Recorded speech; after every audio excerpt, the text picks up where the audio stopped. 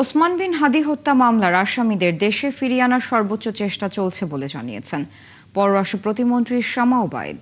দুপুরে নিজ দপ্তরের সংবাদ সম্মেলনে তিনি একথা জানান। প্রতিমন্ত্রী বলেন, ভারতে আটক আসামিদের ফিরিয়ে আনতে কনসিউলার অ্যাক্সেস পেতে আলোচনা চালিয়ে যাচ্ছে সরকার।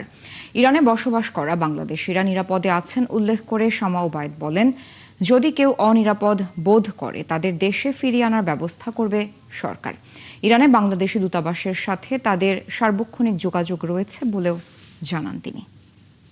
যে স্বরাষ্ট্র মন্ত্রণালয়ের কিছু কাজ আছে সেটা তারা করে আমাদেরকে এই যে দুজন অ্যারেস্ট হয়েছিল আগে সেই দুজনের ব্যাপারে আমি বলছি, তারা আমাদেরকে দিলে আমরা সেইভাবে আমরা ভারতের সাথে কথা বলবো। এবং কনসুলার অ্যাক্সেস নিয়েও আমাদের কাজ চলছে। আমরা আশা করছি যে কনসুলার অ্যাক্সেস আমরা শীঘ্রই পাবো। সেটা নিয়েও তাদের সাথে আমাদের প্রক্রিয়া এবং কমিউনিকেশন চলমান আছে।